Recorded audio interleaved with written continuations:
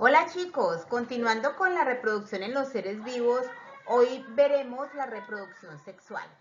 Recuerda que para que esta reproducción se realice necesitamos de la presencia de dos progenitores.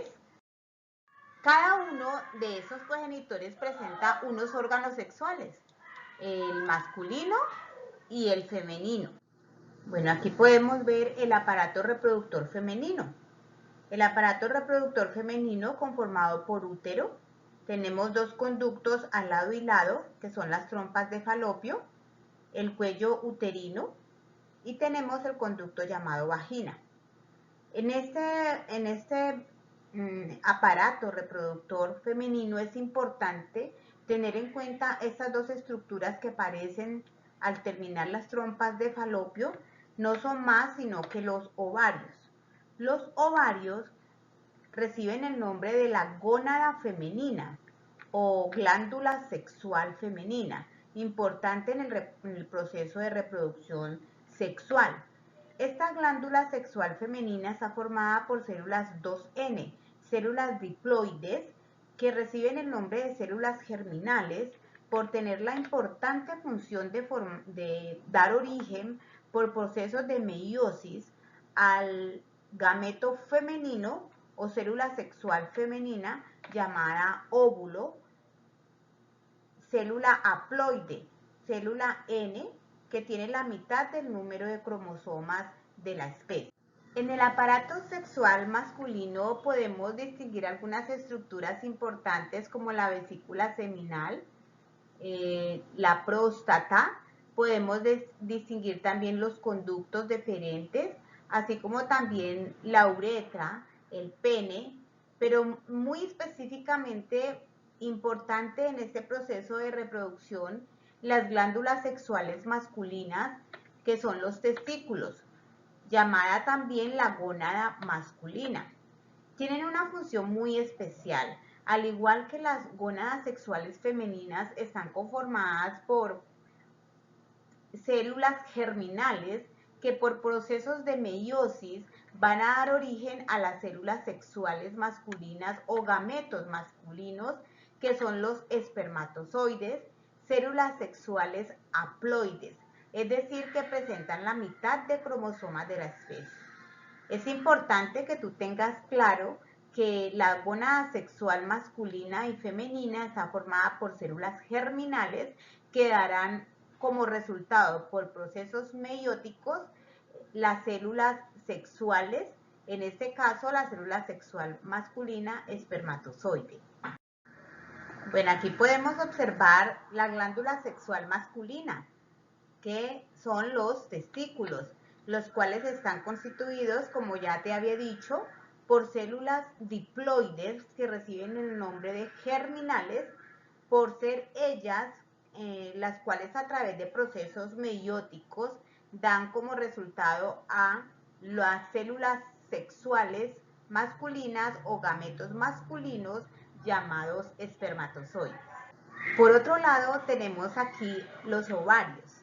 Los ovarios, que son la glándula sexual femenina constituida por células diploides que reciben el nombre de células germinales, las cuales a través de procesos meióticos van a dar resultado al gameto femenino o célula sexual femenina, que es el óvulo.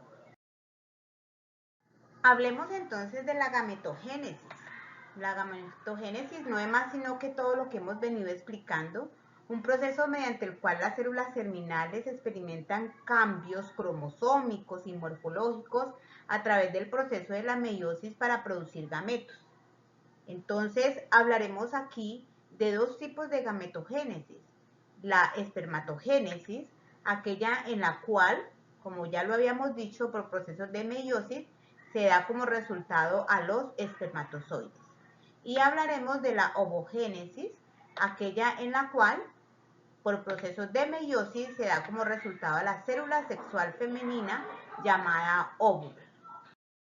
Concluimos entonces que la meiosis es una división celular que permite la reproducción sexual, ya que permite la espermatogénesis, proceso a través del cual se producen los gametos masculinos o espermatozoides.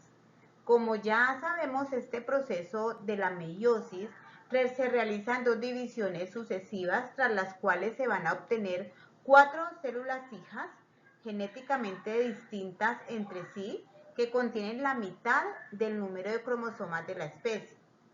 Se realiza en dos etapas. La primera etapa, que es la primera división meiótica, que es la de reducción cromosómica, cuya finalidad consiste en separar los dos juegos de cromosomas de tal manera que se pueda dar origen a dos células hijas. Cada una de estas lleva un juego de cromosomas con cromátidas dobles. Es importante aclarar que durante este proceso se produce un fenómeno que genera variabilidad entre las 4 células hijas, que es el entrecruzamiento entre los cromosomas. Tenemos el proceso de división meiótica que se lleva a cabo en la gónada femenina, el ovario. Es aquí en donde se va a realizar el proceso de meiosis, la primera división meiótica y la segunda división meiótica, a través de la cual se dará como resultado a la célula sexual femenina, óvulo, célula sexual haploide.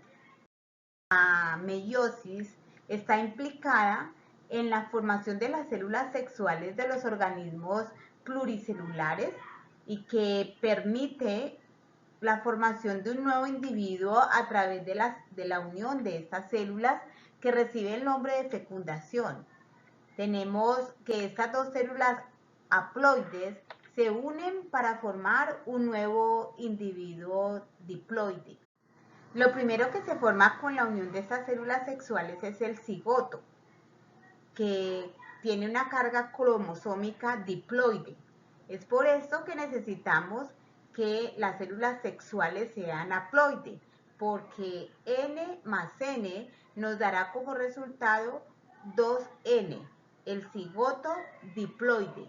Esto con el propósito de que se recupere en la descendencia la carga genética de la especie, que debe ser la misma generación tras generación. Concluimos entonces que para que se dé la reproducción sexual se necesita de dos progenitores. Además, se necesita el aporte de los gametos o células sexuales. La reproducción sexual es una garantía para la supervivencia de las especies, ya que introduce la variabilidad genética en cada generación, aumentando las posibilidades de que ante cambios en el entorno alguno de los individuos de una población tenga la combinación genética necesaria para poder adaptarse a ellos. A diferencia de la reproducción sexual, en la reproducción asexual hay intervención de un único progenitor. Aquí no hablamos de formación de gametos. El individuo se origina a partir de divisiones mitóticas sucesivas y la población es completamente idéntica gracias precisamente a que no hay intervención de material genético de otro parental. Solo hay un solo aportante de material genético, por eso decimos que la población es completamente idéntica y al mismo tiempo es muy, pero muy numerosa. Es entonces la mitosis, un proceso de división celular muy ligado a la reproducción asexual, en el cual un solo individuo, un solo progenitor va a generar descendencia. En la mitosis se producen dos células hijas como podemos observar en el gráfico, idénticamente o exactamente iguales a la célula progenitora. Para ello es necesario de que antes se produzca una duplicación de material genético o de ADN en el núcleo para que cada una de las células hijas reciba una de las copias idénticas. Se mantiene así de generación en generación la carga genética de los individuos, es decir, si la célula progenitora es diploide, Las células hijas también serán diploides. Este proceso de reproducción celular por mitosis lo sufren tanto las células procariotas como las células que componen los tejidos de los organismos pluricelulares.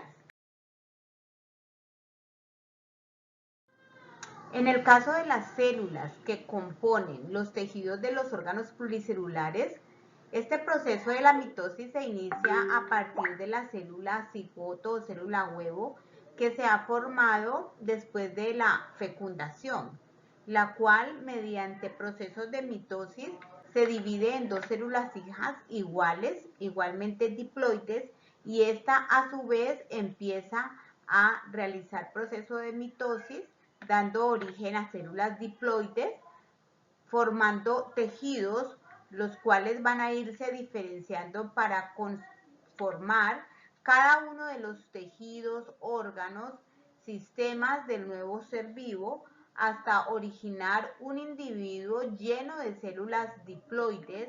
Por eso decimos que es un individuo, un organismo diploide.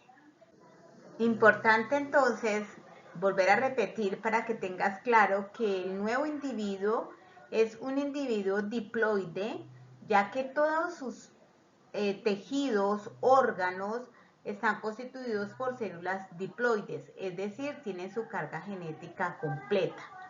Sin embargo, existen algunas células de tejido diploide que se hallan ubicadas en las glándulas sexuales masculinas, los testículos, y femeninas, los ovarios, que, como te habíamos dicho en otra oportunidad, reciben el nombre de células germinales, y es a partir de aquí donde se forman las células sexuales